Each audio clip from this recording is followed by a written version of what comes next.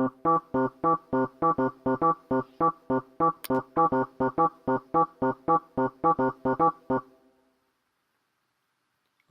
Jack and this is Brian. We are M3 Movies on YouTube. We talk about movies and films and stuff. Hello! Hi. Wow, that's it? That's what it always is. Well, you could put a bit more enthusiasm in. That's what it's always you're enthusiastic and then I'm like, hi. Well, that's the intro every time. It's a special day today, Brian.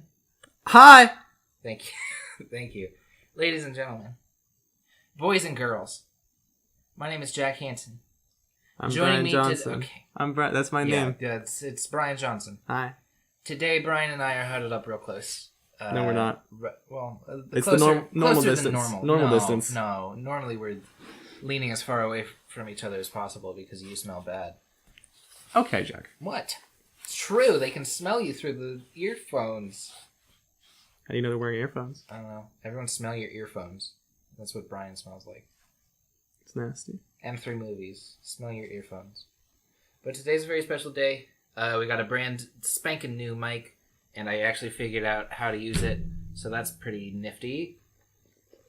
I got Dunkin' Donuts. I'm yawning. And this is our 1-year anniversary episode.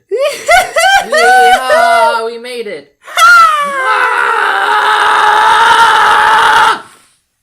Sam. I'm gonna equal that. I'm gonna EQ. I'm gonna compress. I'm gonna normalize that. Compress it, and then try to mix a little bit. So I'm gonna be. This is coming out on Friday. We're recording on Wednesday, but it's coming out Friday because May 3rd is when our first episode was released. May 3rd, 2018. Mm-hmm. We're in 2019 now.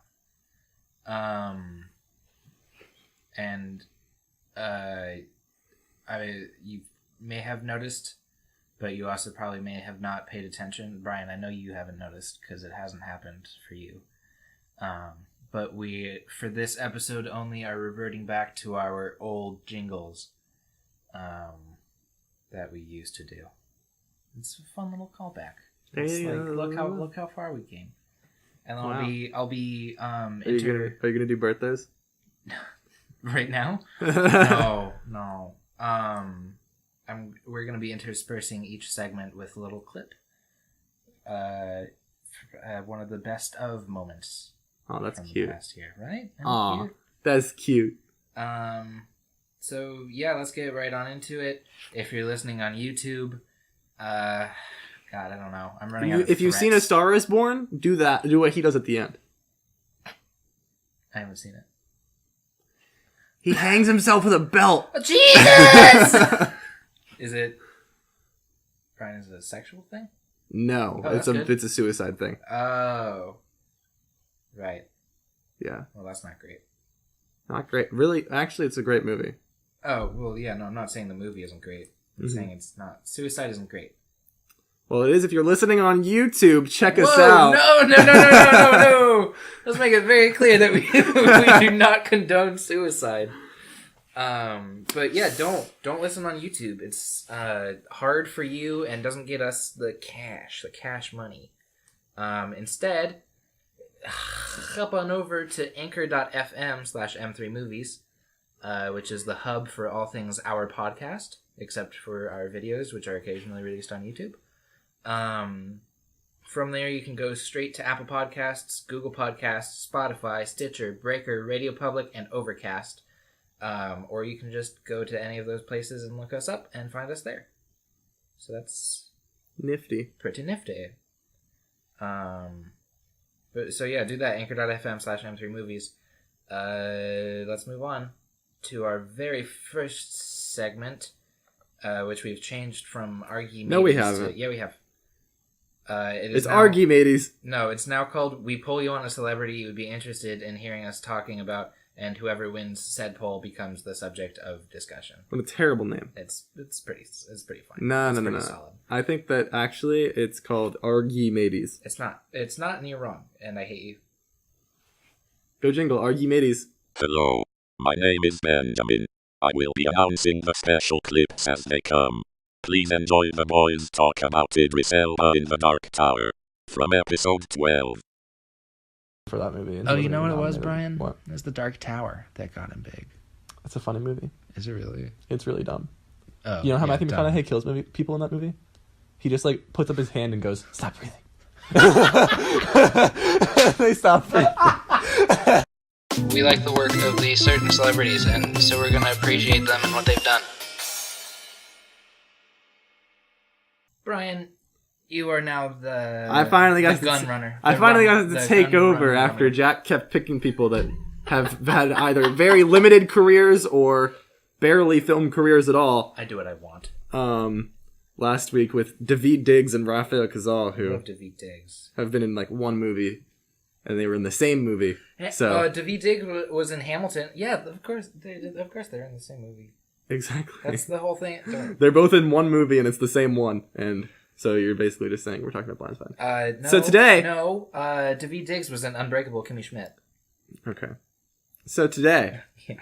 I got to take over finally. Yes. Make polls for people have heard of, Yes. people who are interesting. Yes. Not to say that David Diggs and Rafael Casal aren't interesting. They're just not that interesting yet to talk about. Well, I hate you. Die. So, I don't know if you Brian, saw that. Have you tried dying? Have you tried doing that, Brian? I've tried many times and failed. Oh, God. Oh, man. Good. Happy birthday, us. Let's talk about suicide a ton. Jesus. Hey. Yeah, so I don't know if you saw a trailer for a little movie called Sonic the Hedgehog. No, what are you doing?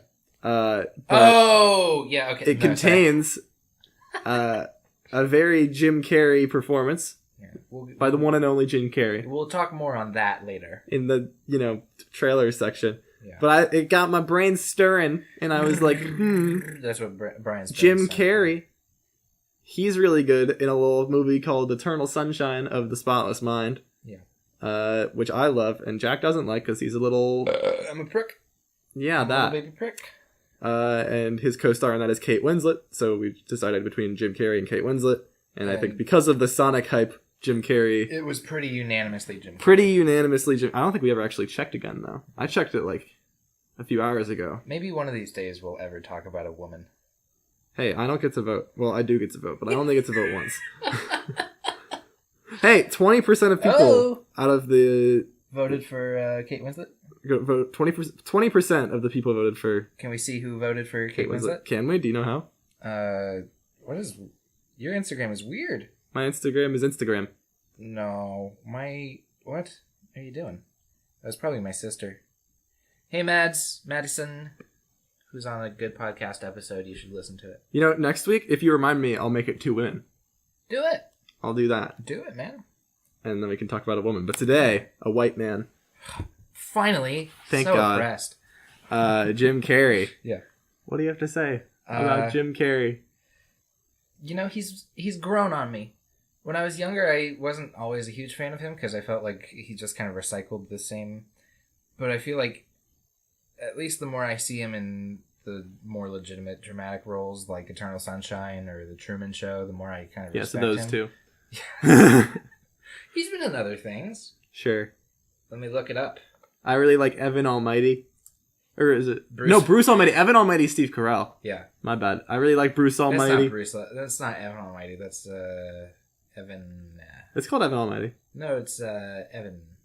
Oh, Kidding. He's in Kidding, which I want to check out. It's called Evan Almighty, I'm pretty sure. Evan Almighty. Yeah, see? He was Dave Williams in 30 Rock. It's really funny to me that Evan Almighty is just blatantly a remake of Bruce Almighty. Unapologetically. Yeah. The same person plays God. Who? Morgan Freeman. Plays God Does in he both of really? them. Yeah. That's absurd. I'm pretty sure he plays God in Bruce Almighty. If it's just another black person, you're going to be ruined. No, it's forever. Yeah, see, it's Morgan Freeman. Yeah, it's Morgan Freeman. Wow. Yeah, he plays God in both. Yeah. God, fictional character. When you look up God, it brings up something that says fictional character. That's pretty funny. I'm not a religious person, but I don't think you should be speaking for people like that. Yeah. He's written some things, like I'm Dying Up Here. He's funny sometimes. 2017. He's sometimes, occasionally, consistently funny sometimes. Ace Ventura. Haven't seen. Alrighty then. What am I getting? The Bug Diaries. What is this an ad for? I like Jim Carrey. You know one thing about Jim Carrey that I don't like? His face? He's an anti-vaxxer.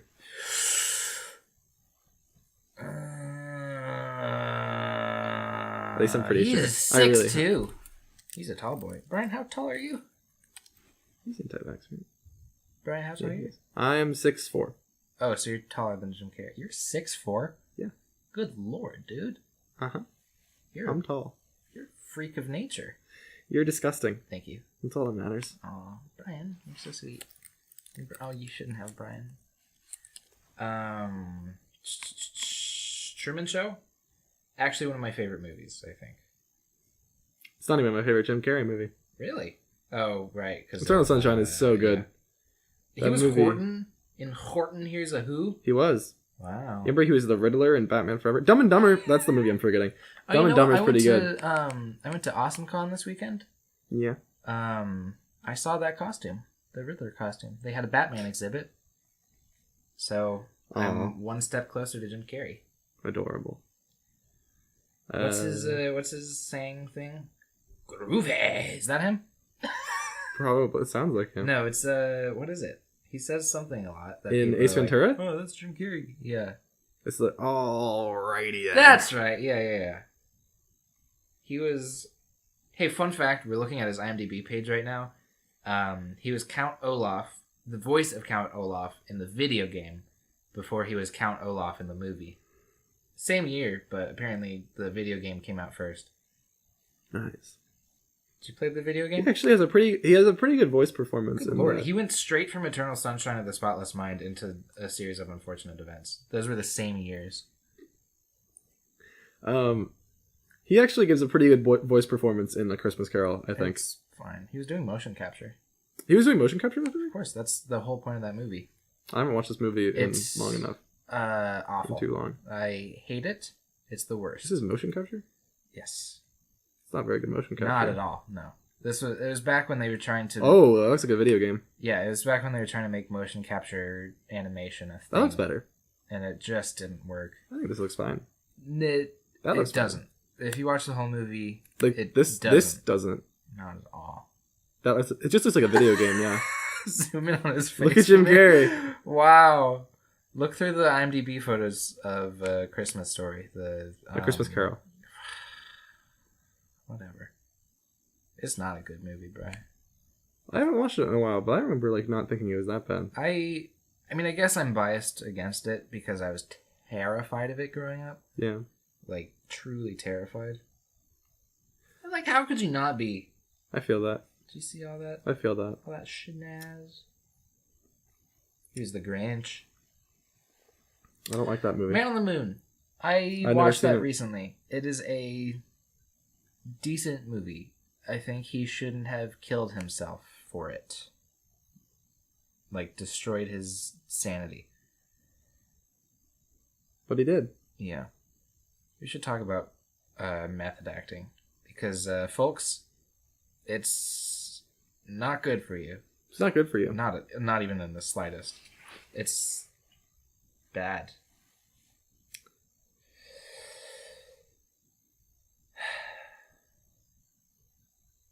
Pretty good performances, though. Daniel Lewis is pretty good at acting, that's all I'm saying. Yeah. That's all I'm saying. I was really expecting you to let that silence just sit. We'll talk more about Sonic later. It'll be fun. It's gonna be fun. He was on the Ben Shapiro show as himself. It's anti-vaxxing. Did you look it up? Is it definitely for sure? Ben Shapiro's not an anti-vax. No, but Jim Carrey. Oh, Jim Carrey? I think I'm 90% sure. I do think I saw that somewhere. It wouldn't be the greatest thing in the world. When does Tolkien come out? May 10th. Jim Carrey. I am not anti-vaccine. I am anti-thimerosal, anti-mercury. They have taken some of the mercury-laden thimerosal out of vaccines, not all. Huh. There is more Which I mercury guess in a is- can of tuna than in a vaccine.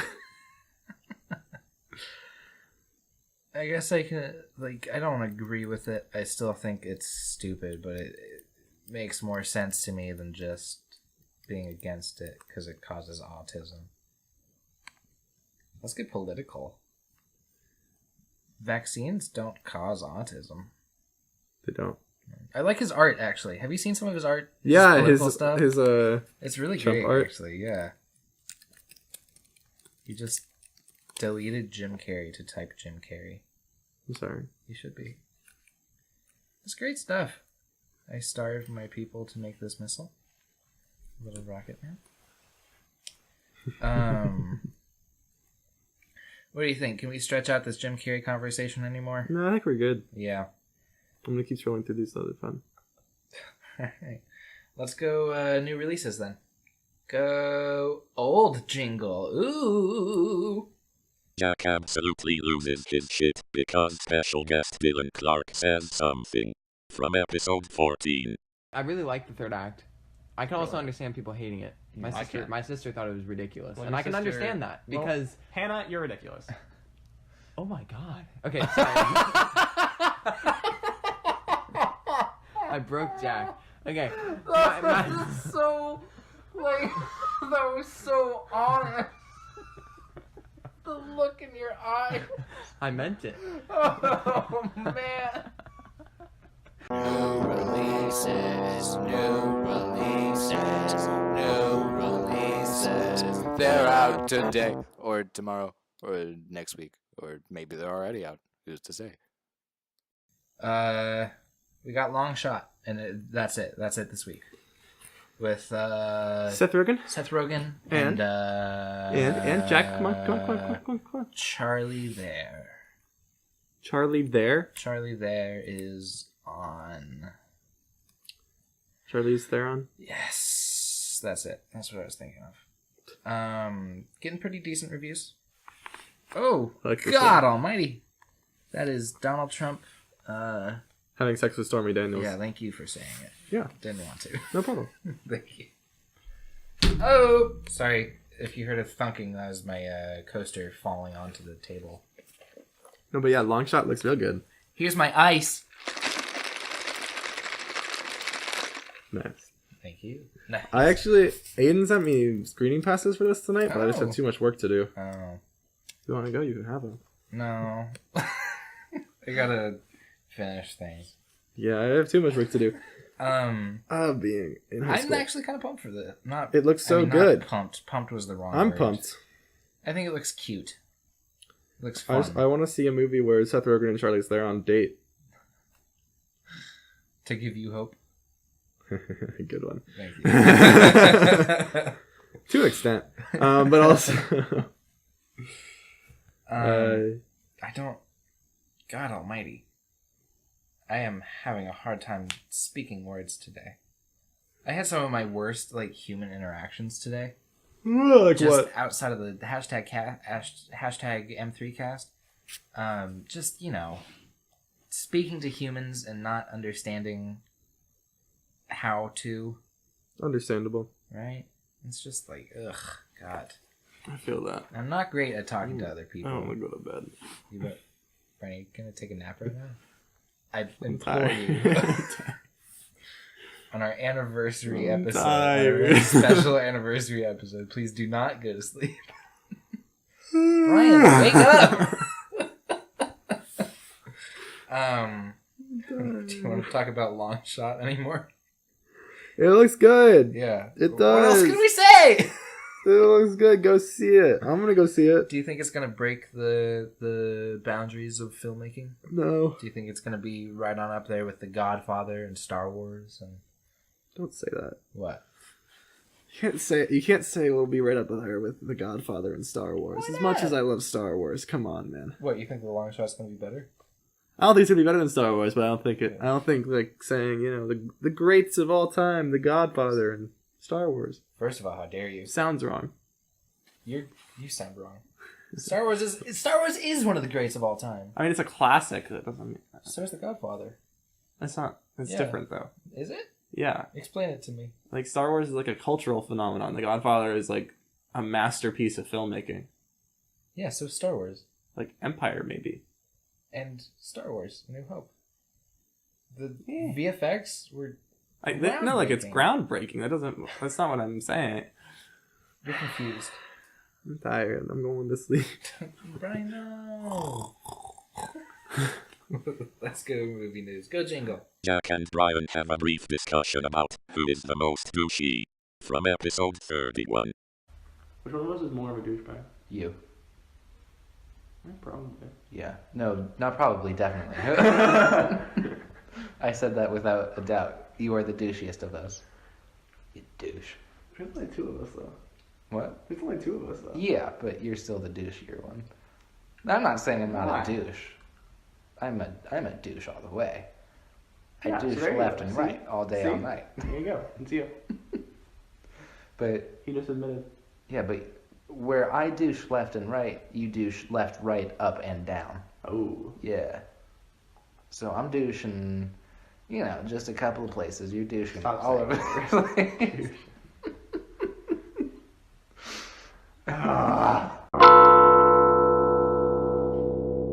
It is time for movie news.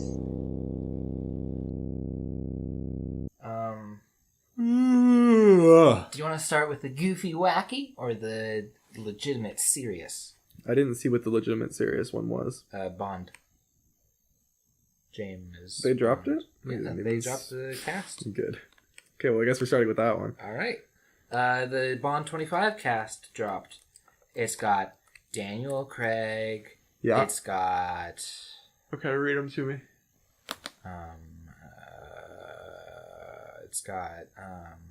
I forgot. Rami Malek. Rami Malek. Hey, I met him. We already knew about that I one. met him. Leah Seydoux. Yeah. I think that's how you say your name. One of the... Yeah. I actually just watched a movie with her in it, and it's very good. Billy Magnussen. Ben Was, Whishaw again. wait, Ray Fiennes Billy again. Magnussen. Who is he? Who is he? Who is he? Billy Magnussen. That is... Oh my gosh. I've Who seen is him that? before. Oh, it's Venom, right? No. Then Game Night. Game Night. Peter Pan, or not? Game Night. Robin Hood is what I meant. Game Night. He was in Robin Hood, right? I've seen him in Game Night, and that is it. He's like the goofy, dumb one. Hold on. He's Into the Woods, really? Wow. Okay. Velvet Buzzsaw. I guess the big thing is Rami Malek. I've- I'm interested Oh, to here's see Rami. how he I'm interested to see how he bounces off of his Oscar win into a Bond villain role. Yeah. Because here's the thing. Another big one. Ray Fiennes, just real quick. Well, Ray Fiennes is always in the Is movies. he really? Yeah, he In Bond? plays M Oh. after. Spoiler alert for Skyfall. M dies. Judi Dench dies in Oh, I didn't know Skyfall, that, and then actually. Ray Fiennes is the new thanks M. for that. Anyway, Rami Malek bouncing back after blah blah blah.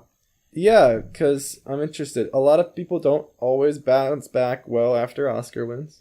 I don't know why. Like Brie Larson, Captain Marvel, not great.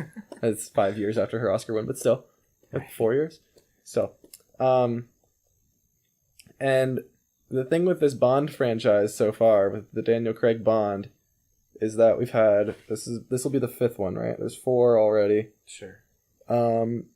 You have, I think, what are 2 of the greatest Bond villains of all time in Le Chiffre from Casino Royale and Silva from Skyfall. Yeah. Silva, something like that. Played by Javier Bardem. Yes, that's right. Bardem, Skyfall. I want to know if his name is actually Silva. I think it is. But he is great in that movie, and Mads Mikkelsen is great as it's Silva is great in Casino Royale. Right. 2 of my favorite Bond movies. And then I could not tell you the names of the villains in Quantum of Solace or Spectre. I have no idea who they are. I think Christoph Waltz is Inspector. I don't remember his name. I just remember. Yeah. So it's a he was Inspector. big hit or miss with this Bond franchise. Definitely looking towards a miss, given how Spectre was. Oh my god, Spectre was 4 years ago? Yeah, because they kept saying that Daniel Craig's not going to come back, and then he decided to come back, and then all this stuff. Also, it feels like it was so much more recent. Is that just me? Yeah, it's just you. Spectre feels forever ago. Really? I don't... It feels like it Thank came God, out, though. like, I do not last like year, Spectre. maybe. Spectre is pretty bad. Yeah? Yeah, Spectre is not great. I really like... Okay, so there's the opening action sequence, which is pretty cool. That's like the long shot and through like Mexico on the Day of the Dead. And, like, that's pretty cool. And then there's like the train fight with Dave Bautista. That's not bad. Mm-hmm. But the rest is pretty dumb. Like I said, I could not tell you what Christoph Waltz's name is. We're gonna get a Bond song for this. Yeah, you get a Bond song. You always get a Bond song. You remember Skyfall? God, It's a good song. That's a good song. I do like the Spectre song. It's the Sam I'm Smith not Writings on the familiar. Wall. Sam Smith. Oh yeah, that's right. Because I didn't know those were. Though, Good song. I love you, Brian. It's a good song. I mean, yeah. Outside of that sort of crowd of famouses, I don't recognize anyone else on here. Yeah, Rami Malek's the big one, which biggin. has been, The biggin. Yeah, the big one, and he's been known for a while. So, Yeah. Well, he's been rumored for a while. Whatever. Hey, fun fact about Rami Malek. I met him. Not sure if you knew that. Well, Brian. Read it to me. Since you're getting so tired, why don't I liven up your spirits a little bit? Oh, God. There is a news article that dropped this week about what is currently my favorite... Hold on. What is currently my favorite movie in production. Like most anticipated. That I'm looking forward to more than anything.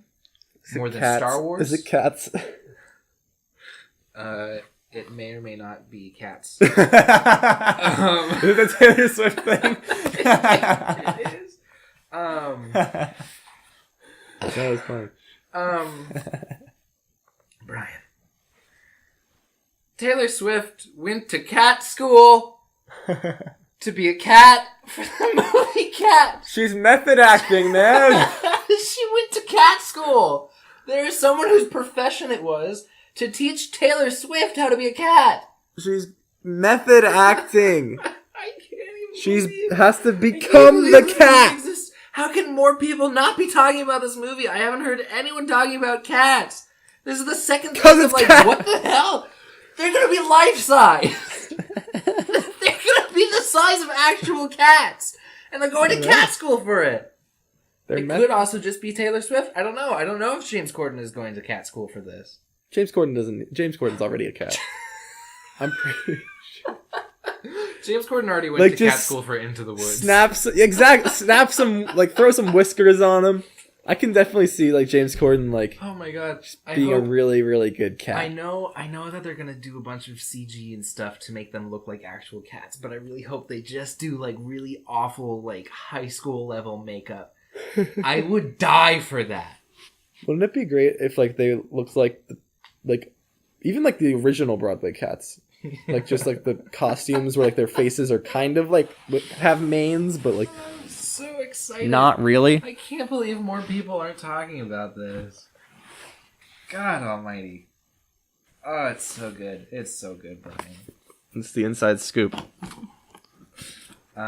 So, yeah, that was my weekly free tea. Sorry. Tea? Let's go on to new jingles. Nope. No. Ah, damn. Let's the next jingle. Let's just do that. Wait. Yeah, what's up? Can Oh, we talk? I just got a notification from Twitter. Yeah. And this sounds like a movie news thing that we need to talk about. Go Not for really a movie. Okay, it's a series. Just whatever. All right, headline. Yeah. Jaden Smith. Okay, it just turned off on me. Headline. Jaden Smith will play an alternate reality Kanye West in a Showtime series that sounds unbearably pretentious. Oh my god. Oh An my god. alternate reality Kanye West. Oh, thank you, God. Thank you, God. This is so good. An alternate reality Kanye West. Yeah. What's the... I mean, what? Kanye is going to look like a dumbass clown across time and space. Was that the article or Jaden Smith himself? That's the article. That's the article. Okay, alright. According to The Hollywood Reporter, Kanye is producing the Showtime anthology series Omniverse, which will star Smith as the controversial MAGA hat-wearing rapper. The limited half-hour series will be examining the many doors of perception, which I guess means Kanye will comment on his perceived enemies while pretending to be enlightened. Wow. This is a very anti-Kanye article. I love Kanye. What the hell, man? That's exciting. It'll be written by Lee Sung-jin, who has done work on HBO's Silicon Valley. Nice. Wow, this article is very anti-Kanye. I love Kanye. I think Kanye is one of like the greatest artists of the 21st century. So, Of course you do. huh? Huh? You don't know who Kanye West is? Who? Okay. Jesus. Let's move on. But yeah, I had to get that out there. Yeah, thank you. No problem. By the way, according to Audacity, I have enough disk space remaining for 457 hours and 56 minutes. So That's good. We better crank these episodes out. That'll be enough time. Yeah. Let's go on to the next segment, which is going to be pretty cool if you don't mind my saying so. Oh God, sorry, I messed up something. Let's go. Go jingle. From episode 24, Brian says some bad things and makes Jack's life just a little bit harder. Big curse word in the thing, but I want to say it anyway, can I? Is it the Like, N-word? so, no, it's not. I would love it if it was. No, but like the Great. description of Let me just said it. the description immediately of like the subreddit is Grandpa Joe is a lazy. Oh. Come on, dude. I saw. There's a band I found like is like super underground called Slimy and the underground sticks. It's my favorite band name. So much. I'm worse than Hitler. Fun. You know what? Screw it. We're keeping it all in. I'm not doing extra work. Slimy, Not for this thing, though. slimy gringa For my life. sticks.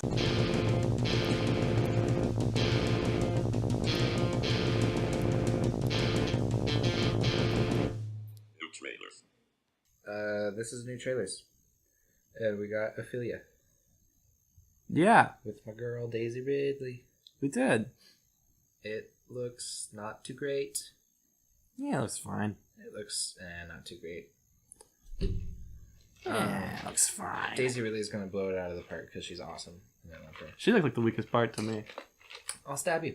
Not I'll gonna kill lie. you for your blasphemy. She just kind of seems like she's trying to be like what's her There's face? gonna be some sound coming. What's up. her Everyone face? Prep your ears. What's her name? Keira Knightley. Yeah, Keira Knightley is just like a really posh, like British woman in like a period piece in every movie, Love Actually. and like she's just like so Love Actually, and she's just like so like Star confident. Wars? No, I'm saying what? I'm talking about Keira Knightley. Yeah, I know. Yeah. Keira Knightley was in Star Wars. What was Keira Knightley in Star Wars? Phantom Menace. No, she's not. Yes, she is. There's no way. There is way. Keira Knightley's not in Star Wars. You're lying to me. Yes, she is. You're Yes, she is, lying 100%. to me. I would not lie to you. I hate how you type in IMDb and it goes to the Clone Wars page. I still hate it. I don't know what. I've looked up many other things. No, but like Knightley. Anna Karenina. Atonement. Ready? Star Wars Episode 1, The Phantom Menace. Who is she? Sabe. Who the heck is Sabe? She's one of Padme's helpers. Oh my god. God, get it right. And then, okay, but like, you know what I mean. Anna Karenina, which I guess she's technically Russian, but like Right, whatever. Oliver Twist. Um, Sure. Atonement. Pirates of the Caribbean. Pirates of the Caribbean, Really? even. That was a joke. She's like so like posh in the beginning, at least. Like, you know, she's like the governor's daughter. Yeah, how could I be so foolish? And then, Jack Ryan. Shut up! You know what I mean. The Imitation Game, the movie that just came, is like Colette, the movie that just came out with her that was like nobody saw in a million years. Wait, so you're saying that Daisy Ridley is? I'm saying that I'm saying that Keira Knightley is like the go-to. I'm doing a period piece in London, and there's this woman who plays like a high-end person. I want Keira Knightley, please. What are you talking about? I would like to order one Keira Knightlly, please. Exactly. And they were like, oh, we're out of those. Here's a Daisy Ridley. And then now Daisy Ridley's trying to fill that role. No, and you're stupid and wrong. I'm not saying that she's going to be bad at it. I'm sure she'll be great. I'm just like... did. You said she looked like the worst part. I think she does look like the worst part. But I mean... I'm not saying that like it's bad that she's trying to be like, you know, like this British high-end lady person, right? I'm just saying that I think in the trailer it didn't look great. Well, you don't look great. That's felt like an unnecessary comment. Okay, this is going to be some of the beef of this podcast. Are you ready? Are you pumped? Are you ready? Sonic. The goddamn hedgehog. Ooh. I have very little to say. Oh, my friend, he is back and bigger than ever. He is blue. He's fast. I don't know how. And voiced by someone that I respect, that I don't want to lose respect for. Yeah. I yeah, right. How can you form the words for this? I don't know how this is happening. Right? It feels like... It's the direct anathema to Detective Pikachu. Yeah, which is so bizarre. It's just... It's... I mean, like... I don't know what to say. Okay, well, here. For starters, I'm not sure if you remember, but he uses missiles as drumsticks on other missiles. He does do that. And then they don't explode. And then in the next shot, he throws a missile into another thing and it explodes. So I think their missile continuity is a little No. It's because he's really fast, so things around him are happening in slow motion, like Quicksilver. Oh, is it? I didn't notice that. And it's really smart. I didn't. With the theory of relativity, it's really it's not good. I got my 10 million steps in for today. I think I would be a better Sonic. Gotta go fast! It doesn't look good. Can we talk about that line reading? Can we talk about just what he looks like? Is that his name? Ben Schwartz? Yeah. Yeah. I love him.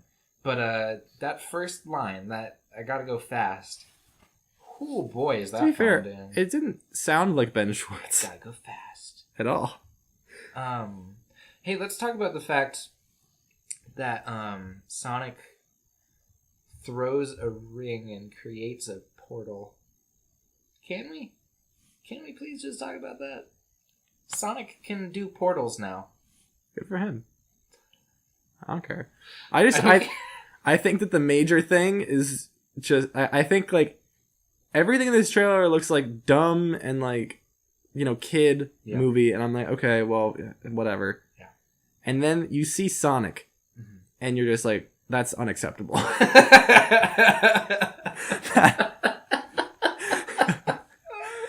I don't know. It's the perfect way to put it, though. What about that they thought was okay? That's unacceptable. The answer's none. God. He looks bad running. Yep. He looks especially bad not running. The way he moves doesn't look right. That's awful. It looks like he was like animated with the idea of like a kids show, but then they just put him in like a real world. Right. You know? Yeah. Like The Good Dinosaur. All right, The Good Dinosaur. The Good Dinosaur is a fully animated movie, right? It's a Pixar movie, but it's bizarre because Pixar is so good at what they do that they made an environment that looks like photorealistic, and then the dinosaur is like this goofy little thing that a 3-year-old could draw. Yeah. And it doesn't really integrate well. Yeah. This is that to like the max. This is like, okay, like maybe a 5-year-old constructed Sonic from memory from playing like a Sega Genesis game once in his life. And then they used that to craft the model of Sonic. Right. and they were given maybe like $7 and like 2 hours, and they made that. Yeah, and, I'd say that's more of what it is. And then they also just filmed the rest of it. Yeah. Like, it looks like there wasn't even like a green ball there for like actors to act. It looks like they actually just animated it in like After Effects or something, and then just pasted it onto the footage. The edit of James Marsden seeing him and then shooting the gun, but it's actually a gun, and then Sonic dies. It's funny. What if Sonic died? That would be fun. I'd enjoy that. This movie is a gift. What if in Detective Pikachu dies at the end? Wow. That has actual emotional impact. That'd be cool, though. So there's so many Pikachus, right? Yeah. When does that let's talk movie about come Jim out? Carrey. Because I feel like they blew all of their budget on Jim Carrey and just really rode that train all the way home. So here's what they did with this trailer. Yeah. Somehow they had both too much Sonic and too much Dr. Eggman. Yes. Yeah. Dr. Eggman. Dr. Eggman. Senor Egg. I don't know how they did that. I think it's just because Sonic felt like too much Sonic. Because it's Sonic the Hedgehog. The first frame you see Sonic in is just... And then Dr. Robotnik felt like too much because it was Jim Carrey. Well, I mean, it felt like Jim Carrey doing Jim Carrey, which I'm not opposed to most of the time. I'm okay with it, especially in like this lower end kids movie, you know. I dig the mustache. I'm okay with it. The mustache. Like so I'm okay with it. His lines are terrible. Awful. But you deal, you know. Not a movie made for my demographic, I'll be honest. But the Sonic the Hedgehog brand to me is hilarious because how can you mess that up so much? It's just like there's something just so inherently lovable about that design and like that character. Like when you look at him in like the original games, so how can you take that and like vomit on it? I mean, they've been doing it for years. Yeah. I don't know why anyone is shocked that this movie looks 3D terrible. Sonic game is just, Yeah, God. But yeah, Sonic in 3D doesn't work very well. Someone just came home. Sorry, people at home, deal with it. Should be fun. What else? Can we talk about anything else? I don't know. James Marsden looks kind of awful. Who's that? He's the... Is he his like Sonic's friend? Guy. Yeah, he's in Enchanted. Can we talk about how like the Paramount logo has rings? That's so minute, but it's so dumb. Oh, he was. That guy, the X-Men guy. Yeah, he looks like he should be more famous than he is, right? Yeah, he looks like a discount Prince, like Chris Pine. I feel like if his hair was better, he'd be Chris Pine. Yeah, well, he just looks like a Chris, is what it is. I always think his name is Chris and it's James. What are you doing unlucky. What are you doing with a name like James? He should change his name to Chris. Chris Marsden. Ooh, look at that picture. Pretty see how much better he looks with his hair like that? Better than what? His IMDb picture. Oh yeah, sure. All the matted, the roughy. Yeah, some people look better with long hair. I think myself included. That's why I have long hair. Short hair doesn't work on my face because I have a giant forehead and it doesn't work. Brian. But this guy needs short hair. Not that short though. Not that short. That's like a buzz cut. I don't like that. But yeah, Sonic the Hedgehog. Do you want to talk about? Yeah, let's talk about the big un. Let's move on to the big un. How long have we been talked about way more last time. So yeah. How long have we been talking so far?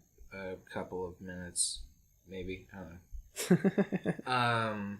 So let's go movies that we've watched. Go jingle. Jack and Brian have a moment of bonding over one of the greatest film scores of all time. Episode 16. Brian, I watched Star Wars. I watched Star Wars: A New Hope, which is like shock and awe. Yeah, you do that every week. Get this. Hot take. Get this. Hot take. I saw it in the Kennedy Center with the National Symphonic Orchestra playing along for about $70. and my mind was blown. $70. $70. I mean, they weren't like, they weren't orchestra seats, but like, oh my god, I was shaking. I was shaking in my boots, quivering, one might say. Quivering. That sounds really cool. You know what movie? Like, if I could see any movie with like this big orchestra playing behind it. Okay, well, first it would be Star Wars. What was that? How to Train Your Dragon. Oh my god, yes! Can you imagine watching Hiccup do the thing and it's like... How does it go?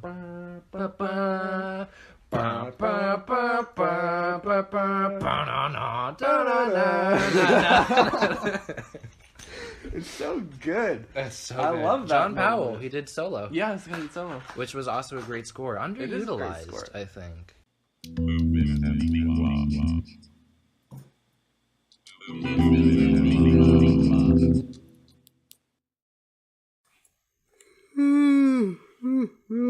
Sorry. Okay, we talked about that for about 20 minutes. I think, if I'm doing the math right. Probably not.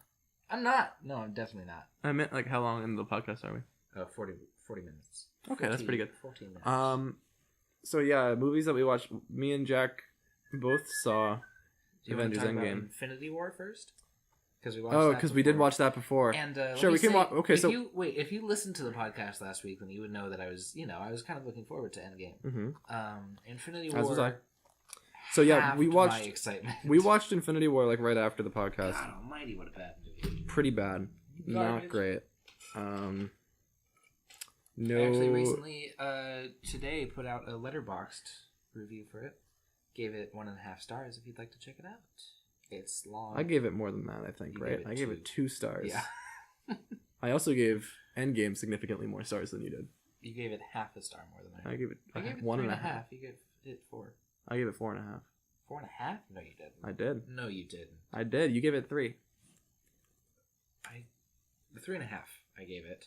I'm glad that you're getting into this. It's not just me. I didn't realize. It's how fun, much isn't I'd it? be having with it. Yeah, That's a good time.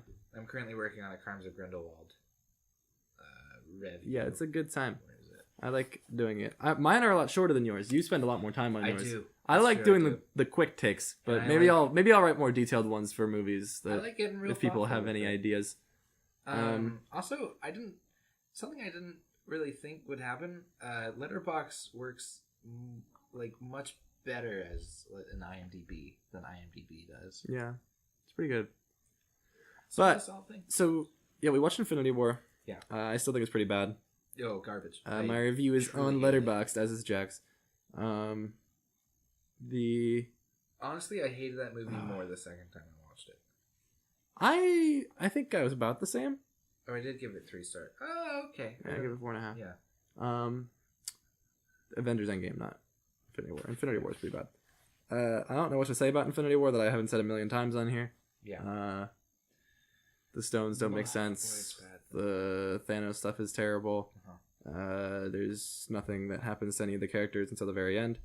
Mm-hmm. But of course, that's where Avengers Endgame comes in and Kind of kills it. Yeah. Yeah. So something I wrote. Should we real quick? There are going to be spoilers here. Yeah.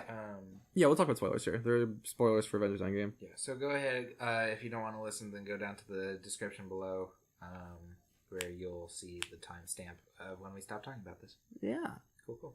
So I wrote in my letterbox thing that I thought was pretty much summarized what I thought about it, is that this movie it does not erase what the rest of the franchise did. Yes. In terms of just poor plot structures, poor characters in general, poor this kind of, mechanics of the plot, that kind of stuff. But it does a damn good job of making up for it despite that. I think that this is quite literally the best product they could have made.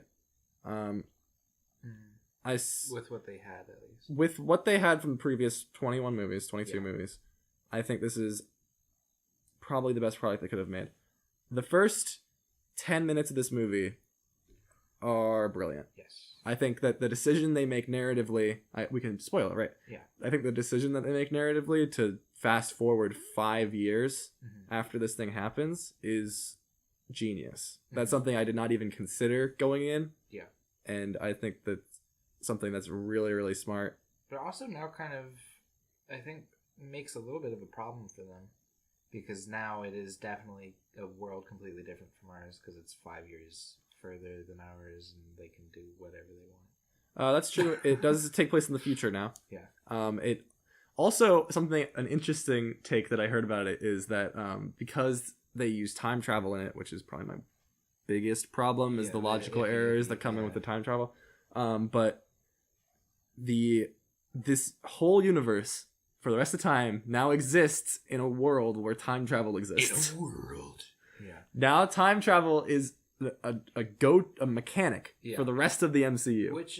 Which killed Terminator. Yeah. That's why Terminator didn't last. God, yeah. Absolutely. So we'll see how they work around X-Men, that. If they actually, X-Men Days of Future Past made that whole storyline way convoluted, way confusing. It works in Days of Future Past though, but it made the rest of it. What's the next one called? Apocalypse. Yeah. Apocalypse now. X-Men Apocalypse now. Yeah. So we'll see how that goes. I can see it being a very easy cop out for them. Going to be honest, if they forget it's there, I would be more than happy.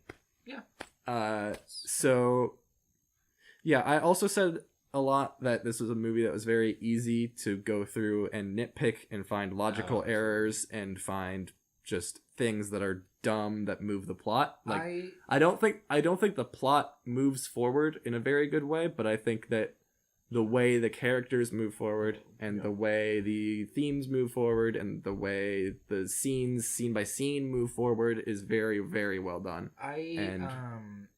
More than compensates. The more I've thought about it, the more I've sort of come upon a decision that I think it is a fine movie. Like nothing really filmically up there with the greats, the classics, the best of the best.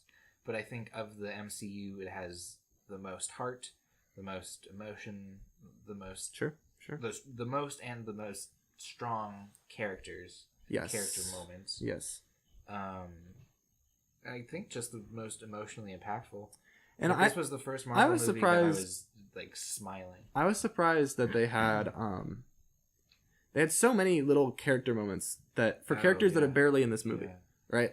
Like it still gets me the scene with Chris Pratt when he sees Gamora. Chris Pratt's in maybe 2 scenes of this movie. Yeah. But he has one scene where he sees Gamora alive. Mm-hmm. And that is such a good moment. Yeah. And it just moves on, but it's like, it feels validated, And then Chris Pratt is in one other scene later. Yeah. It's like it. So I was impressed by all the little things they did, like some stuff with Scarlet Witch and all the Vision stuff. Scarlet Witch, I feel like, was a lot stronger in this one than she ever has been before. No, she's always that strong. I disagree with that. She took off a building. Remember, that was the whole thing in Civil War. Took off a building? She took the top off a building. What are you talking about? In Civil War, at the beginning. She took the top off a building? Yeah. Kind of. Don't remember. You mean... That was the whole thing in Civil War where they're like, you guys can't run amok. You're going to destroy things. What? I don't remember that at all. Yeah, she was trying to stop this Black Widow. We're talking about Scarlet Witch. Did I say Scarlet Witch? You said I was talking about Scarlet Witch. Oh yeah, no, Scarlet Witch was nothing in this. Yeah, no, she's the same. Yeah, I meant Black Widow. Black Widow, very different characters. Black Widow was the strongest in this. Is what I meant. In physically? No, character wise. Yeah, and acting wise. Oh, Scarlett Johansson was great. Yeah. That scene with her and Hawkeye is not good. What was she? That was one of the spoilers. Sacrifices. That was one of the few scenes that I was like, I was fine with it. I did not like that scene. I was fine with it. Like, they just. I think it's just directed really poorly. Where it's sure. You don't really. They're taking it too serious. It's too comedic at first, and then it kind of gets too over the top. Like they stop each other from jumping off one too many times. Yeah. And I feel like them sacrificing themselves isn't the point either. It's kind of that one of you has to sacrifice the other one. Yeah. Which I guess in the end happens, but I feel like, you know, if like Hawkeye ended up being able to just jump off, and then she had gotten it, I'm like, she didn't really sacrifice much. He kind of just killed himself. Hawkeye died, and she was like, "All right, where's the stone?" And he's like, "You didn't do anything." Wait, what? Wait, what? I got it, but he. No, what? yeah. Clint's just gone. Yeah, that purple guy threw his daughter off. Yeah. Yeah. That's a sacrifice. Yeah. Oh, yeah, that's a sacrifice. Yeah, just raise this kid from a planet that you massacred and just save her for later when you need to kill her. God, what an awful moment. What a dumb he didn't movie. hesitate at all. We're meant to think that he cared about her when, like, 30 minutes earlier, he was torturing his other daughter without relent. Okay, that is one thing I will say about Endgame. The biggest problem with Endgame, is one character, and it is Nebula. I disagree with that. Nebula is so bad in this movie. That. I think she's so bad. I like it. I like all of the logical stuff I thought was so dumb. Like, you know, okay, the half second between War Machine warping back and Nebula warping back, the literal half a second that would take. Yeah. She is like stopped and warped by Thanos up to the thing. There's just so many little okay, so I was saying like these logical things that are easy to nitpick. Half of them are about Nebula, right? So 2014 Nebula comes into the future and then knows how to calibrate a time machine, which was not invented until 5 years later, to warp Thanos' entire ship through this specific moment in time. I'm like, okay, 10 years later. What happens to these particles that you need can bring an entire ship? Everything with Nebula is like that. Like, it's just like, I don't like Nebula. I feel like you kill the 2014 Nebula, but the 2019 one's fine. I don't know. I think her did not like Nebula. She certainly had the most logic issues of the whole story, but I think as a character, I was really interested because, you actually, I don't know, you saw development there. I feel like all of Nebula's development happens in Guardians too, though. She was one of the only. Well, this is where you see, I think, the apex of her development. Sure. I think, where she goes from the definitively goes from the heartless killer assassin that has emotions for no one to the person who is willing to go out of their way to help someone else and joins a team and goes against. Like, this is the movie where you see that finally come to fruition. Which I think is nice, and I think it's nice that they're building on characters that they wouldn't have otherwise built on. Mm-hmm. But yeah, I can see the more sort of logical issues. Yeah. Also, why did she not tell anybody about the Soul Stone? And what... Like, they got there and they were like, oh, we need to sacrifice someone? Nebula knew about that. I don't think she did. She certainly did. She was talking about Gamora and what he did to her. I don't remember. Nebula certainly knew. It was 3 hours. It was a lot. It was a lot. Yeah. And I will say. Why is it that God damn it, the phone, you stupid butthole! Stop! Why is it when they were doing their own snap? Why? Oh my God, and Nebula was in the other room. Why wasn't anybody like, hey, where's Nebula? What? What? Me? Well, she was there. No, yeah, she was in the room like summoning Thanos' ship thing while everybody else was like doing the snap. That's right. And then why wasn't anybody like, hey guys, where's Nebula? Where's the normal Nebula? Where's the actual Nebula during all that? In the past? In 2014? How did she get back? Good lord. She comes back through the ship. Why was nobody like, hey guys, where's Nebula? How does she... Why does... Whatever. No, yeah, it's the logical errors. But like I said before, I think that the movie doesn't dwell on these. Like, the movie, I think, is completely aware of them and decides not to dwell on them. There's like one line where Hulk explains the time travel, and it doesn't make any sense. No, actually, everyone thinks that you destroy your future, but actually you're going forward in time, and your past stays the past, and you're creating a new future. Duh. And then it's which is such a weird mechanic, but I kind of like it. Yeah. But yeah, it's. I feel like in a lot of places it felt kind of like a glorified fan film. I don't think so. Like some of the flashbacks, like Captain America fighting Captain America. I feel like that was fun. Shoehorned in. That was fun. I did enjoy it actually. Oh, that was so fun. I should have enjoyed it. I see that I should have enjoyed it. I liked that part because I think that showed the difference between Captain America in the Avengers and Captain America in Endgame. Because it's like you see Captain America walking through in 2014, and he's like so like just he's so pompous and he's so like just walks straight up and he's like, I'm Captain America. Yeah. Don't fuck with me. Like, and Captain America in 2019. That was our cleanest fuck yet. And Captain America in 2019 is like, I am done with all of this. Yeah. I will do whatever it takes to save the people. Yeah. But I am not messing around. Like, I'm not messing around. He's like much more vigilante-ish. Yeah. And I think that's a more subtle arc that you don't see that much in his own movies, but you see in the comparison when you're directly looking at like the two characters, which I think is kind of cool. I will say I really appreciated the Tony Stark, Howard Stark scene. Yeah. I thought that was very well executed. It was like a good, just kind of, I don't know, arc. And I feel like it was kind of the defining moment that finished Tony's arc. Tony, yeah. And gave him permission to die, if that makes sense. Yeah, it does make sense. And it was just kind of like, it was a genuinely kind of heartwarming moment. Yeah. Between a kid and his dad, who didn't know that it was his dad. Yeah, the dad didn't know that it was the dad. I also think it had one of the most exciting moments for me. Where in the theater I was like beaming, like smiling cheek to cheek. And that is the final battle when everyone was coming back, when Thanos' army was out, and then all of a sudden everyone was coming out. I thought that was very well executed. Yeah. Very moving. Visually and narratively, yeah, I thought. That's, I think, what Civil War should have been going for, instead of just the, like, 3 people out in a field. I did love the...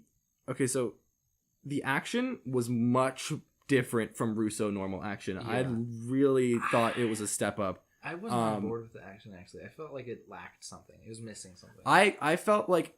I still feel as though the Battle of New York is unmatched for them. Yeah. Because... They will not. I think they will. I it's just don't think it's they hard. Have that eye for action. Exactly, because we didn't just like knew how to capture everything. How to capture superheroes. Yeah. He knew how to do that, and I know that was what they were trying to go against for these movies. But I'm glad that they kind of brought some of that back. The more sweeping pans, the more changes in angles, the more crane shots throughout, the joining of characters like in creative ways, like especially with Cap and Thor, obviously. Oh my god, that was amazing. That was really actually kind of awesome. Was awesome. When and they were throwing the hammers and bouncing them off of each other. Exactly. No, that's why I was so sad when in Ragnarok she destroys Mjolnir, because I was like, the best action in these movies is Thor doing crazy shit with his hammer. Like he does so much wacky shit. It's great. I'm on. Like, honestly, actually, now that I think about it, I'm surprised that the Marvel action set pieces aren't more creative. Because you have people fighting with, like, crazy things. With crazy cool things. A guy with a hammer. A guy with just a shield. A guy with No, but I'm sad because webs. Mjolnir's gone again now. No? Yeah. No. Because Cap took him with him. Took Mjolnir with him when he went back in time. Doesn't necessarily mean it's gone. He didn't give it to anybody. I wonder if he brought it back to Thor, maybe. It was in that bag. Yeah. Maybe. Something that a lot of people, I feel like more people didn't like, and I thought was great. I loved Thor throughout the movie. I think I saw a lot of criticism that he was like sent to a comedic side and like they didn't take him seriously, and I completely disagree with that. I think that they did what Taika Waititi. Okay, this is gonna sound so controversial. I think they did what Taika Waititi wanted to do, just better. I don't think he was as funny. I think that definitely controversial. It's definitely controversial. I think they did what Taika Waititi wanted to do, because I don't think that Thor. Taika Waititi did what Taika Waititi wanted to do. That's true. The Russo brothers did what Taika Waititi wanted to do, or tried to. Okay, so here's the thing with Ragnarok. I think that Ragnarok is much more of Thor being submitted to a goofy character. Yeah. And then even as early as, like... That was part of Chris Hemsworth's doing, too. He wanted that. Yeah, but then, like, as early as Infinity War, he's, like, so serious again. Yeah. And I thought this movie found a great balance in those. I thought he was I also think... Okay, I'm just gonna say this, and you can say whatever you want to me. I think Chris Hemsworth gave the best performance of the movie. I thought he was so powerful in his comedy, in his dramatic scenes with his mom. I thought how he acted with his eyes was just brilliant. I thought that... I think he gave the best performance. I think Thor in Endgame had a lot of depth to him. He was clearly traumatized. A lot of PTSD going on. He clearly had guilt. He clearly had anger, and I think they did a really good job of showing that. There was that one bit when they had the gauntlet and all of the stones, and they were about to snap, where he where he begged to do it because he wanted to feel like he was doing something right. Exactly. And that was an incredibly impactful moment for me. Mm-hmm. But then all of his other moments were played for laughs, and it just didn't. I thought his moment with his mom were incredibly powerful. I thought pretty much his scene on Asgard, where it is a joke with Rocket. He's like, get it together, like you're actually being insane, and like it is a joke that he's like so nervous. Yeah. I still was like, think about what it's like for this guy. Yeah, no. Like his love that he can't have anymore, his mom who he knows dies that day, his world that is literally melted by like volcanic hellfire. Yeah. Is all right there in front of him. And he has to go back. Which is why I feel like it's weird that it's played for laughs. I don't think it's weird that it's played for laughs, because I think that's a moment, and that's okay. I think that's a combination of characters that is very difficult to not play for laughs, just given how they've been built. And I also think that is a moment where, like, Thor is really struggling, but even though he's struggling, it's ridiculous that he's struggling. You understand? Like, this is his chance to redeem himself. Like, it's still over the top that he is, like, not on task. You understand? So I think that it's powerful. I think that it blends the power of the moment and the comedy very well. Personally. Obviously, this difference of opinion stuff it's how movies work. But I think that Thor, for me, was probably the highlight of the movie. I think there were a lot of highlights of the movie. I thought that Paul Rudd gave a very strong performance. Very good performance. Robert Downey Jr., obviously. Yeah. I think Chris Evans was very good. The Scarlett Johansson gave her best performance of the franchise. Jeremy Renner gave his best performance of the franchise. Mark Ruffalo was there. Mark Ruffalo was... I don't think Mark Ruffalo's ever been like that great in these movies, but I liked Hulk. Yeah. He's fine. I didn't like him. I didn't hate him. I think. I know. He had some wholesome moments that made me like smile. Yeah. I liked when he handed the tacos to Ant-Man. That was cute. You know, but there's not a lot of character in Bruce Banner anymore. There's a bit in that anymore. I mean, they tried to in Avengers, and like even Incredible Hulk, if you count it. You know, like trying to be like that. Like he has basically ruined his own life. Yeah, and just can't get past that. And now it's about like him accepting like to live with Hulk, and I'm just like, okay, well, this is clearly for laughs, but it works. It's fine. Yeah. I really enjoyed the Tony Stark storyline with the child. I thought that was a very smart move for them to wrap up his character. That was okay. So when I was texting people the night before I saw it, I was texting my friend Hannah, who had seen it the night before because she got to go see it early, and she asked me what I like wanted / predicted for all the characters, and my biggest thing for Tony was that he had. Well, I didn't know that it would be 5 years in the future, but I wanted Pepper to be pregnant. Right. And I wanted him to have that on the line. Like, he's the only person that didn't benefit, but his life is better post-snap than pre-snap. Yeah. He's the only one of them. Yeah. He's one of the few people in the world, in the universe, whose life is better now. And And I think that's such an interesting dynamic, and I think they Yeah. play off of that really well. Yeah, with the scene where they like all meet up again, I thought that was well done. Because like you understood where they both were coming from, and for once you get a scene like that where one character refuses to do something, and you don't think, oh well, come on, just do it. You think like, well, I can understand why. Yeah, and that's what you want in a character. You want to be able to understand why they're doing something. And Tony's always been their strongest character. Yeah, and I think that they. Well, I can't. I think they used the elements that they had built upon, especially in movies like Iron Man 3, to their greatest advantage. I still wasn't attached to him enough emotionally to be sad at the end, really. Yeah. I wasn't really tearing up or anything. I can see how longtime fans of the franchise would. I think it was executed really well. I think it was a great send-off for the character. It was a well-directed scene, too. I'm really curious what they're going to do with regards to Iron Man. Because, there are all these theories for what the next generation will be. Like, Falcon's the new Cap. Will there be a new Iron Man? Like, is Pepper going to be a bigger character? Is his daughter going to take over the suit? I think so. So I'm curious what they end up doing. Like, if it'll be Pepper. Like, I don't know if Gwyneth Paltrow wants to do that. Pepper's whole thing was interesting to me. How she got the suit. Because I don't think she was ever the kind of person that... a little out of left field. Yeah. But, I mean, I was okay with it. I liked the suit, but it was... I thought it was Pepper kind of... coming around to... bending their worlds, like... I thought because even Pepper... did a good job of sort of these two characters finally meeting in the middle. Yeah. Which is what relationships are, Yeah. And like, they've struggled for a long time, and they finally...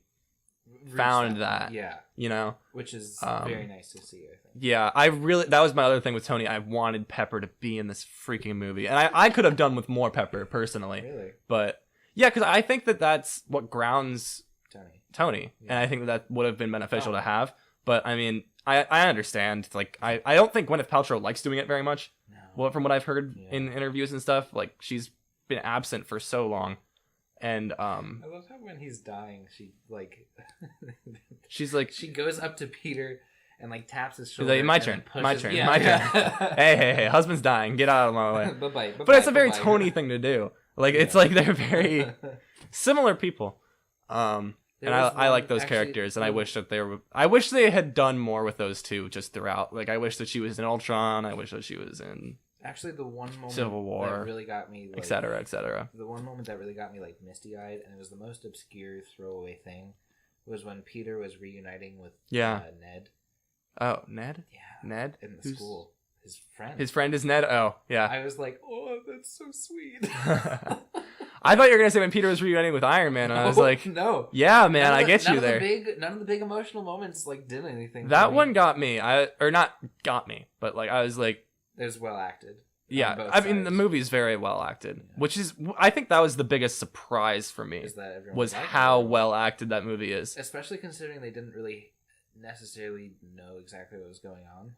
Yeah, and I'm like, where did it come from? Yeah. Like, why did we not see that out of Chris Evans in Civil War? Why did we not see that out of Jeremy Renner in, like, The Avengers? I think this is the one where they could actually Scarlett Johansson's been in these movies since when? Winter Soldier? No, earlier. Avengers. Like, is Avengers the first Man. one? Second Iron Man? Yeah. She's been in these movies for so long. Nowhere close to Endgame. No. Never once.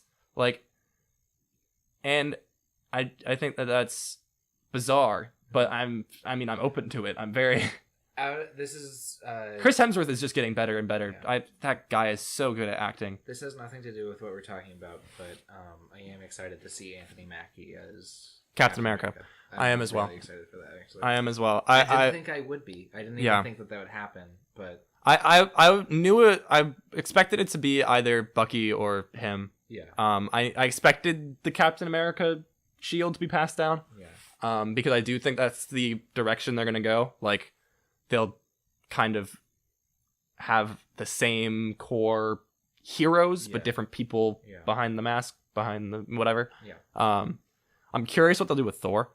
Because I don't think there is another version of Thor. I mean, there's like She-Thor or whatever her name is, but I mean, that's never been introduced. I mean, maybe she will be. Yeah. Valkyrie, I guess, is an option. Yeah. In theory. I think that's kind of what they were trying to do with his kind of storyline there of making her the leader of Asgard. Although I am glad that Thor is like the main three that they kept. Yes, because I think that he's getting better. Because I think that Thor has by far the biggest upward trend of the heroes. Yeah. And I think that it's partially because they didn't find their stride with him until 3. They didn't find their stride with Thor until Thor 3. Like, he's good-ish in Ultron, I think.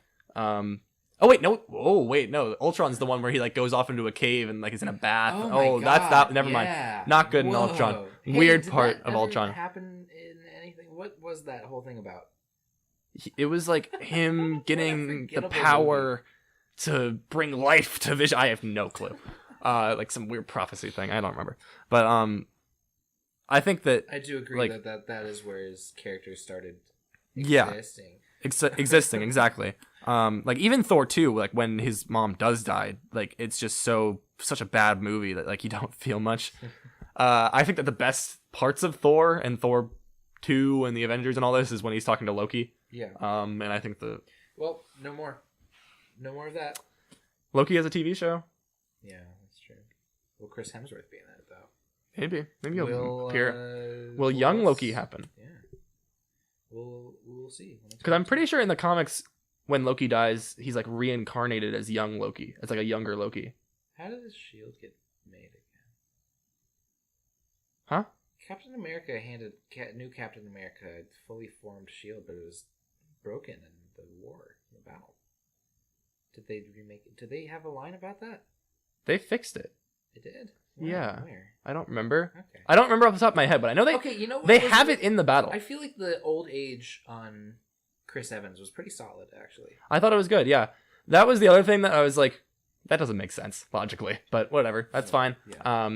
I didn't really think about it too much, actually. I thought it was it was a well done, like, emotional moment. Yeah, I liked it. That I didn't even care. He got his dance, man. He got his dance. He got his dance. That was a good place to end. That was a good moment. And I think that's a good end for Steve Rogers. I think this was filmically, too, the closest to a film that a Marvel movie's gotten, if that makes sense. Like that first scene with Hawkeye, where there's no music. Yeah. And that I love how that movie starts. Amazing scene. I don't know if this happened in your theater. I mean, I'm sure it did, but like, I didn't even like fully register the movie was starting at first. Yeah. You know, because like it just starts. It just goes. Like there's no like logos or anything. Oh my God, yeah, it just do logos. Starts. Well, they do the Marvel logo like before. There's no Disney logo. They did the Marvel logo like at the beginning of it. Or after that scene. Like a trailer for something too. Yeah, and I was like, and like the lights went all the way down, and I was like, oh my God, it's starting. And I like missed the first few shots. I was like, oh wait. And I really loved that. It just like brought you right in. It didn't waste any time. That was, I'm gonna say it. In my opinion, that was the best scene in the MCU, because it's the one that scene. I don't think so. That is the one that made the snap feel real to me, instead of anything like Ant-Man and the Wasp or Infinity War. That is the one that like I'm trying to think. Like, oh yeah, there's actually like an emotional impact to this. It's the best scene in the MCU. I know the end of Iron Man 3 is cheesy, but I like it. I like you.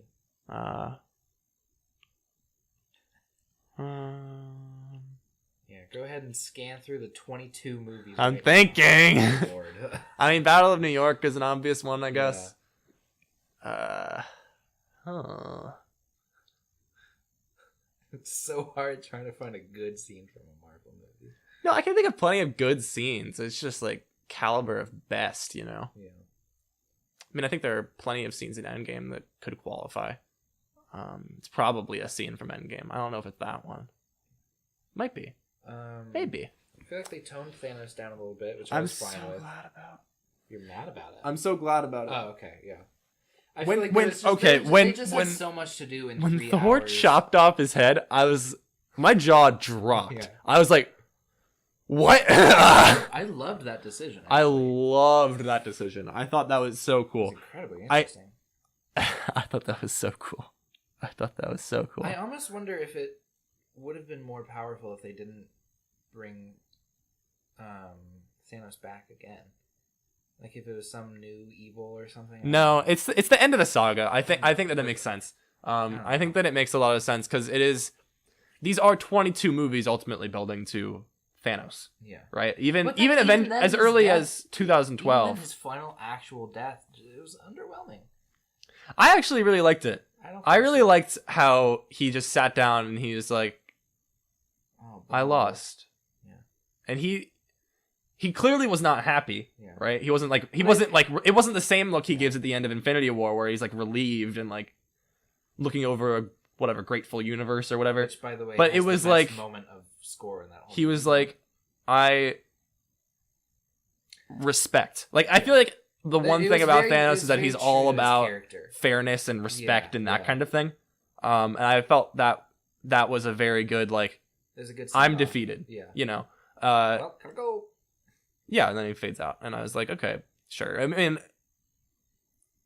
like I said, I don't love Thanos personally. Yeah. I honestly think he's better in this movie than he was in the last one. Just because I mean, I don't think he was better in this one. I just think that like the heroes were so much better that like the villain didn't matter as much. Right. Well, yeah, and that's like I didn't find myself off-put by the fact that his character is so much less than Infinity War because they had put so much into a 3-hour-long It really just makes me think like it didn't suffer from it. It really just makes me think like, does Infinity War need to exist? No. Well, can you imagine set up? No. Okay, so picture this. Yeah. Right. They don't fire James Gunn ever, and instead tell him rush. Okay, rush a little bit, or maybe like don't have Guardians 2 right away. Uh-huh. Imagine if Guardians 2 came out like when around Infinity War did, and the snap happens in Guardians 2. Imagine there aren't any other heroes. Like, it's not a big deal. Right? I think that's... Okay, I haven't thought about this idea enough to, like...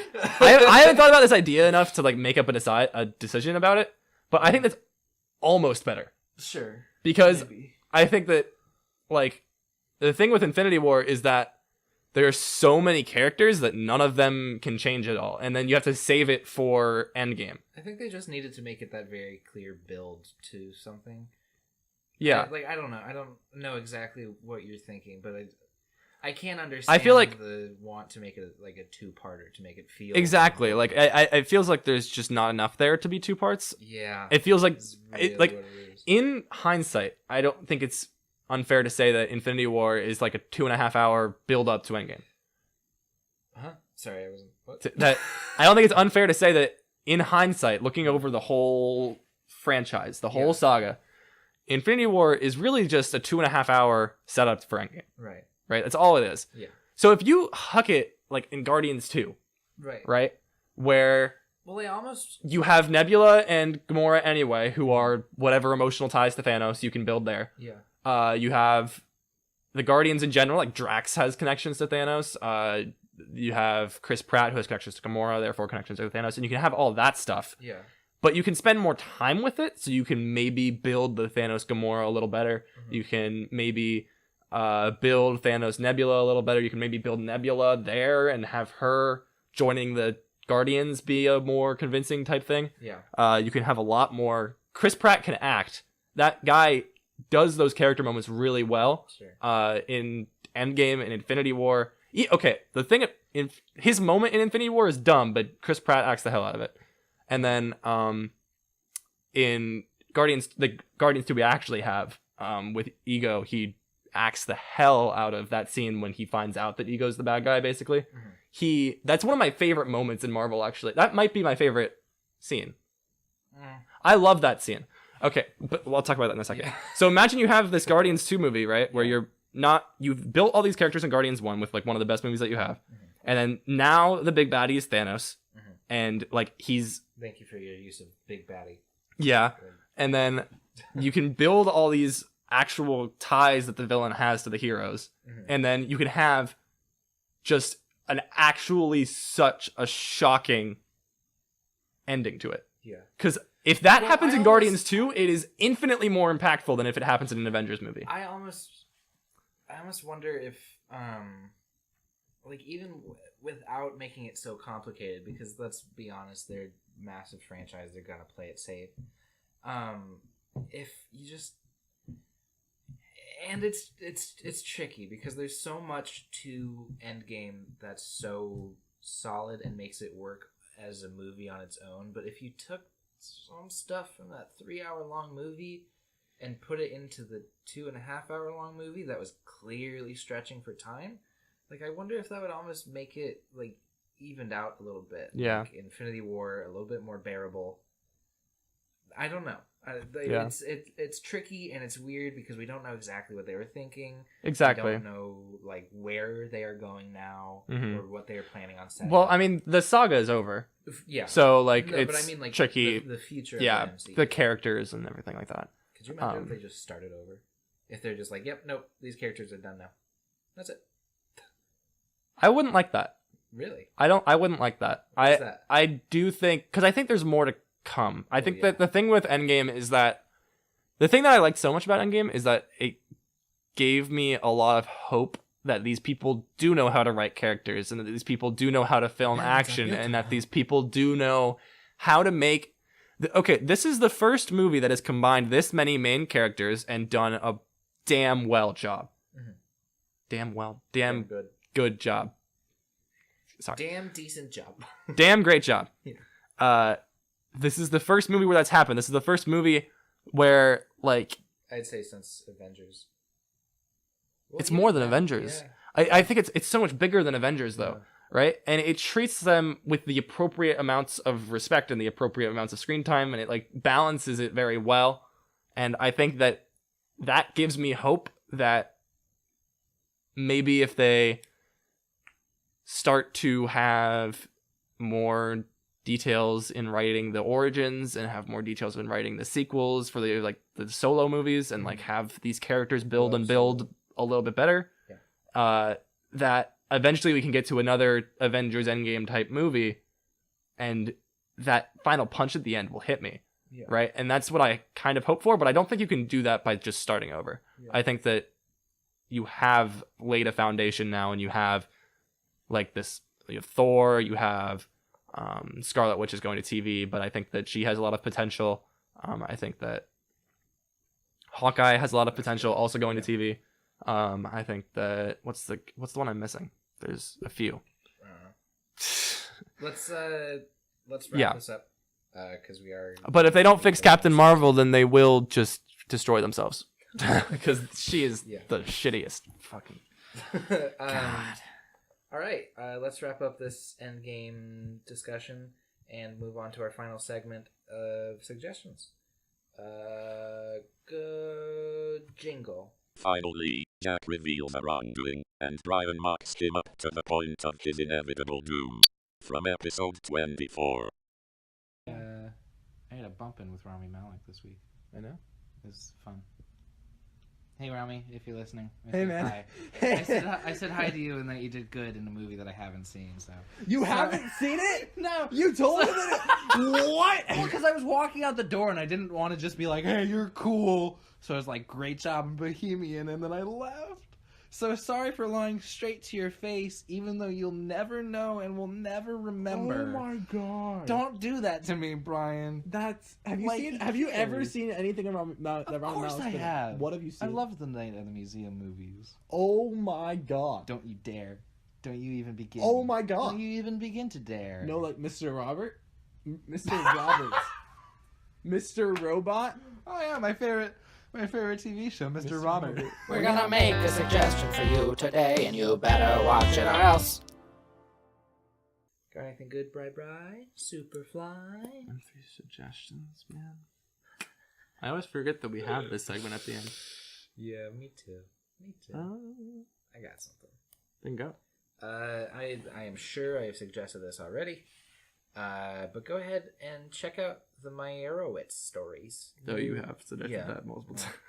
Well, it's coming up on this season that I would watch. Oh, I have a suggestion. Wait, never mind. Okay, I thought of one because I thought of Netflix. And we'll skip over mine because it was bad and I've done it. Go for it, Bray. So I'm recommending a comedy special that was released to Netflix yesterday. Yesterday. It is by my favorite comedian, Anthony Jeselnik. He has a new special? It's the one that I saw live in like April. Yeah. Like last April. Yeah. It's called Fire in the Maternity Ward. It is wonderful. He has a His closer is a 15-minute story about abortion. It's great. Yeah, lots of dropping baby jokes. Lots of jokes about... Well, one of my favorite jokes is about how murder-suicide is the best kind of suicide. Yeah, you told me about that. A really good time. Please don't talk about it right now. I won't talk about it right now. I won't talk about it right now, but it's a really... If you like dark comedy, Anthony Jeselnik does it better than anybody. Yeah. Yeah. Cool. That's my suggestion.